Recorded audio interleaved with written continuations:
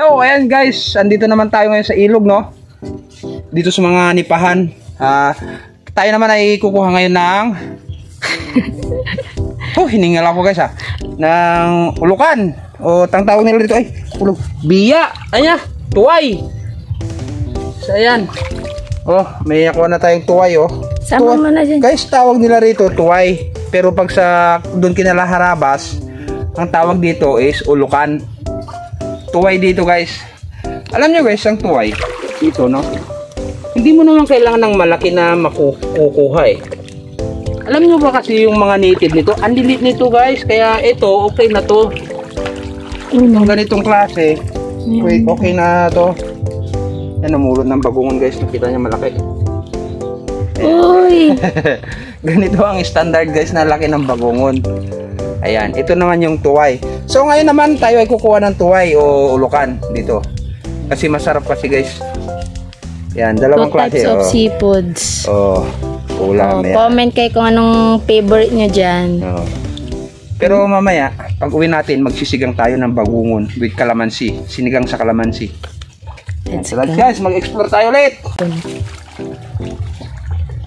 So, ang ginagawa, nag-slice dyan sa, lupa.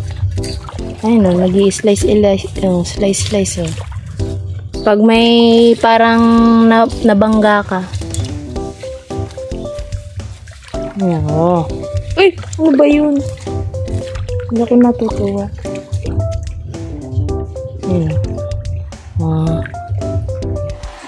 Ayan, yung isa inugasan yung mga bagungon. Okay na to, pang dalawang lutuan. Marami na.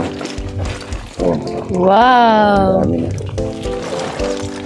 Ayan guys, pakita ko sa inyo. Ito kasi hindi mo kailangan ng maraming kukunin. Pang ulam lang namin, Nasa 2 kilo na mahigit yan guys. Samahan pa natin ng ulukan o tuway.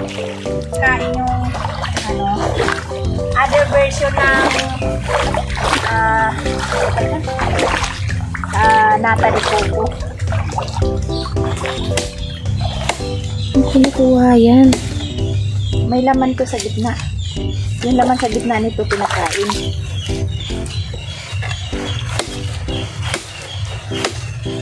Kain ka ng kain ng kung ano-ano. Ayun yung mga ganyan. Kain naman talaga to We better go.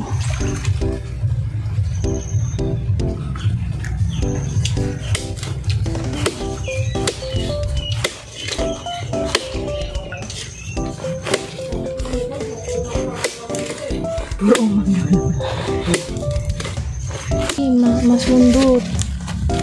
Ito ang kinakain nito kulo. Ayan. Malaki. Ano yan? Ito yung kain na. Parang nyog. Ano mo lang?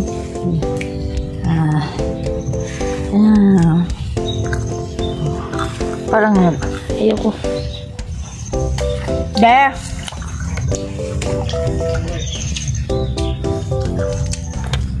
Pati yung makadalim. Matigas na. So ayan guys, ito yung laman ng bunga ng nipa, Ito yung kung wala kayo mabili na nata de coco na pang salad, pwede to pero yung mabata-bata pa. Tikman natin. First time natin makatikim ng bunga ng nipa. Parang nyog. Mapait na. So ayan guys. Para siyang nyog kasi ito medyo matanda na. Pero kung yung bata-bata ang kinuha natin bunga ng nipa, malambot lang yun, makunat-kunat. Ito matigas na guys, parang nyog. Parang yung nyog din na na tuyo na. Umang ayan yung paa niya Kaya yung pinulot mo kanina, umang yon. Sinama ko din sa sako. Ito guys yung kuha natin tinuga tayo. Nasa 2 kilo mahigit na to guys. Tapos meron dito yung nakuha dito na nahuli dito na ulukan. Kita mo kat may ganas na to may atapat may niyaw. May kalamansi pa. Dito sa pinsan ni Mrs. Karon sa anang Yeah. katunanan at yan as. Sa anang ubos-ubos. Daming kalamansi oh. Libreng kalamansi dito guys. Daming tanim. Kasi nga ang ganda ng bakuran nila rito guys oh. Lawak oh. Oh. Alagaan ng manok. Masipag ka lang eh, malawak na tataniman ng gulay. Hindi, alagaan ng manok panabong. Ayan. Yun lang. Guys, ito yung mga hinahanap ko na lugar na pwedeng pag-alagaan ng manok panabong guys. Lawak dito guys. Grabe oh. Oh. Oh. Ano tong tubig mo dito sa Nawasa? Abaw. Abot ng Nawasa dito guys oh. Ganda ng pwesto dito guys. Kakaingit mga ganitong klase ng lugar. Pwesto ng bahay. Malapit din naman dyan sa kalsada guys. Sa inyong kalsada lang, malapit lang. Nasa mahigit ano lang to, 100 metro yung layo. So hindi naman siya ganun kabagot dito kasi ang lalakas ng tugtog. Patay tayo, copyright pala. Copyright. Kumukuha sila ng kalamansi guys oh. Ba't di mo pitasin to at ibigay mo kay Amy para ibenta yung mga bunga ng kalamansi nyo para hindi nasisira. So, ayan guys oh. So maganda rin to no. Kahit mga 3-4 na puno ka lang ng kalamansi no, sa bakuran ng bahay mo, maganda na to oh. Ayan oh. Ganda rito sa pwesto ng pinsan ni Sally. Shout out sa mga si Madam Teacher doon sa Maynila. Andito kami sa bahay nyo. Ang pangalan nung teacher ng kapatid niya? Ayan oh guys, ang daming bunga ng kalamansi oh. Oh, nanunungkit sila oh. Kasi guys, gagawin natin yan pansigang bagungon, sinigang sa kalamansi. Oh. Ibaba mo na kayo sa Sinigang sa kalamansi tayo, bagungon. Tanglad din dito. Dito guys, sa totoo lang, ang hirap hanapin. Ang hirap hanapin ng lemongrass. Huwag mong hilahin, ho. Ewan ko yung pinamarkot natin kay Danny kung nabuhay na. Hindi na siya nag-ano. Ayan. May nuno sa pulso dito guys oh. Itong lemongrass dito guys, madalang ang may lemongrass dito. Ayan oh, pinitasan tayo ng tingnan nyo bibigay sa atin to guys. Oh, puso ng saging, masarap to sa tama, pusong lumpia. Ayan, gagawin natin pusong lumpia to, papadala natin dito, gagawin natin. At saka atsara. Wow, ayun guys, may gagawin tayong atsara. Yung walang asukal, ayaw ko yung may asukal guys. Pero ewan ko lang dito kasi ang atsara nila rito matamis-tamis, tapos lulutuin pa. Ayan guys, gagawa tayo ng atsara saka pusong lumpia. Ayan, ipapakita ko rin sa inyo yun pag ginawa natin no, i-content din natin. Gagawa tayo ng atsara at saka pusong lumpia. Ayan, gagawa tayo ng lumpia sa pamamagitan ng puso ng saging. Ayan. So sa ibang content tulad ni Miss JB no, sa Occidental Mindoro, gumawa na rin siya ng pusong lumpia. So ayan, i-check nyo yun sa sa YouTube, Princess GB. Ayan. Idol din natin yung mga yun kasi kapamilya ni Harabas yun no.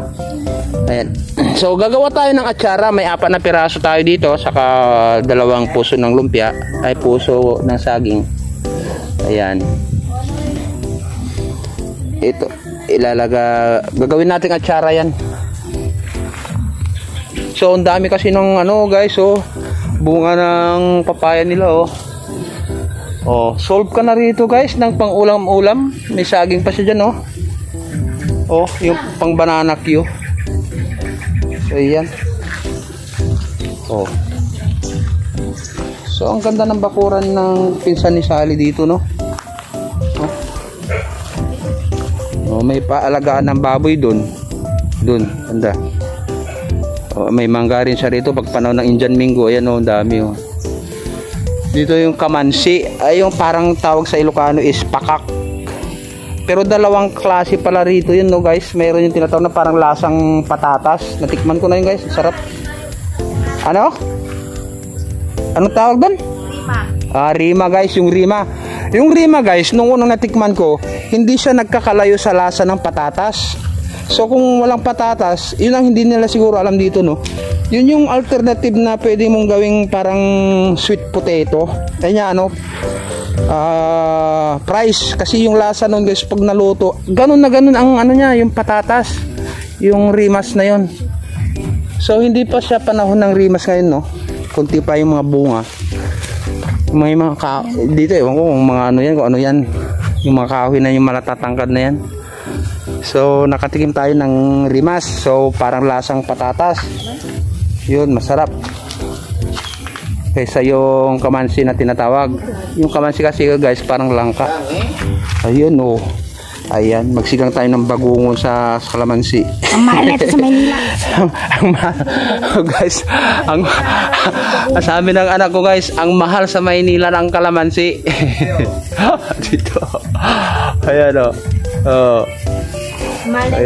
Ang mahal sa Maynila dito. Ayan guys.